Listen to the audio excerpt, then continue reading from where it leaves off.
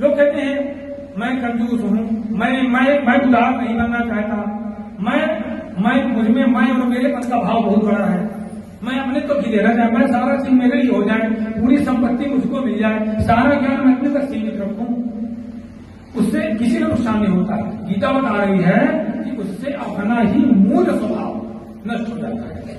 Carbon दोषो बहत स्वभाव, संकीर्णता से जो हमारा मूल स्वभाव है, अर्जुन कहते हैं कृपणता से भगवान मेरा जो मूल स्वभाव है वो नष्ट हो गया है। हमारा मूल स्वभाव क्या है? परमात्मा का स्वभाव है, हम परमात्मा के अंश हैं। शंकर सहज स्वरूप संहारा, लगी समाधि अखंड अपारा। जिस समय भगवान शिव ने अपने स्वरूप को संभाला उस समय समाधि लग गई, और जब तक आप अपने स्वभाव अपने स्वरूप को नहीं संभालेंगे आपकी समाधि एकाग्रता हो नहीं सकती। समाधि नाम एकाग्रता का है, एकाग्रता हो ही नहीं सकती क्योंकि आपकी शांति नहीं मिल सकती ना आपको। अभी ये मोबाइल में गया इसमें भी संतोष नहीं, अभी इतना हो गया वही भी चाहिए, ये भी मुझे चाहिए। और ये सारे के सारे दोष मैं रोज कहा करता हूं, ये सारे के सारे दोष निवृत्त हो जाते हैं केवल भगवान की शरण करने से। उसी में आपके योग में जो यम नियम है ना, यम नियम में क्या है? ईश्वर प्रणिधान है कि नहीं है? ईश्वर प्रणिधान है कि नहीं है?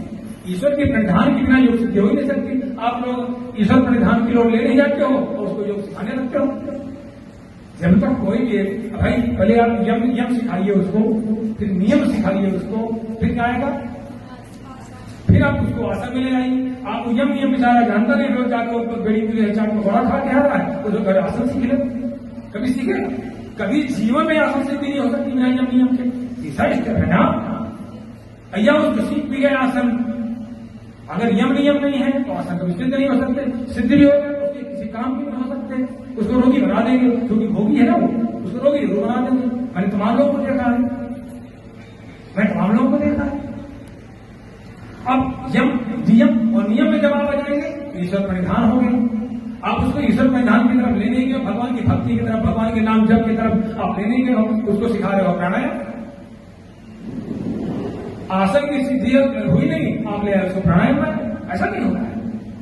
इसीलिए हमारे शास्त्रों में कहा गया है कि इसीलिए हमारे यहाँ जो है जो प्राणायाम का विधान है, देखिए पूरा कुंभ अग्निशक में इतने बड़ा मंत्र पढ़ना पड़ता है। पढ़ते पढ़ते दोनों हमारी व्यवस्थाएं हैं, जो उतना बड़ा मंत्र पढ़ सके मंत्र पढ़े, नहीं अपना गुरु मंत्र है, इष्ट मंत्र है उसको पढ़े, तब प्राणायाम करना चाहिए। मैंने उस दिन योग बताया कि था कि अगर और सगर और अगर प्राणायाम होते हैं, अगर आप मंत्र जप पूर्वक आप प्राणायाम करते हैं वो सगर प्राणायाम है, जो आप बिना मंत्र जप पूर्वक करते हैं वो अगर प्राणायाम है, उसका फल 25% मिलता है, केवल 25%। और जब आप सगर प्राणायाम करते हैं, मंत्र जप करते हैं तो उसका 100 में 100% मिलता है, क्योंकि ईश्वर प्राणिधान जुड़ गया ना, आपका यम नियम आ गया ना।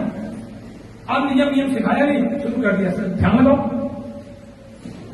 अरे भैया विचार करो, कभी ध्यान लगाया ना, जिसके शरीर में कचरा भर के राजसी आहार भरा हुआ है, तभी तो आपके यहाँ खटकर्म है, तभी तो आपके यहाँ खटकर्म का विधान है। और खटकर्म का विधान इसलिए है कि खटकर्म लिखा हुआ है, साथ कहता है कि अगर खटकर्म नहीं किया तो उसको योग की ओर मत ले जाइए। जिसके सारे दोष सारी व्यवस्थाएं सम है उसको आप योग की ओर ले जाइए। जैसे हमारे यहाँ पंचकर्म करते हैं, पंचकर्म से खटकर्म हो जाता है, शरीर का सौदा हो जाता है, उनका योग सिद्ध हो सकता है।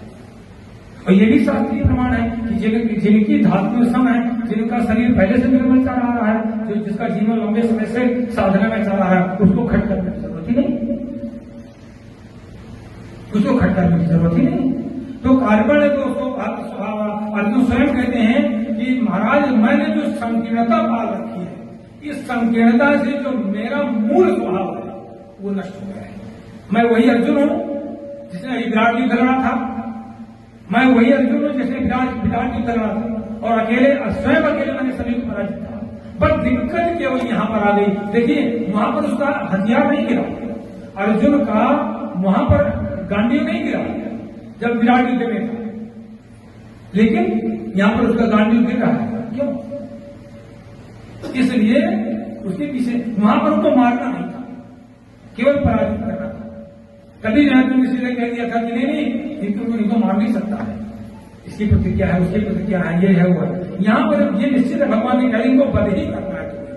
तो जब वध की बात आ गई तब जाकर के उसे गांधी तब संकट आई, वहां कहता चलो इनको पराजित करके भगा के खदेड़ देना है।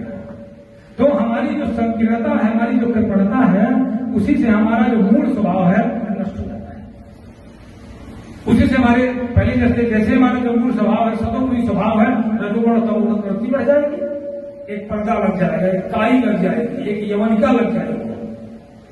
हमारा मूल स्वभाव एकदम प्रकाशमय है, हमारा विवेक बहुत अच्छा है। आप कभी देख लीजिएगा, जब तक उसने इतनी खराब अपनी आदत नहीं बना ली है कि उसको बहुत बड़ा मोटा पर्दा चढ़ गया है, तब तक अगर कोई गलत काम करने जाएगा, इवन गलत खान पान भी करने जाएगा, तो रोक देगा उसकी आप रोक देती है, रोक देती है नहीं।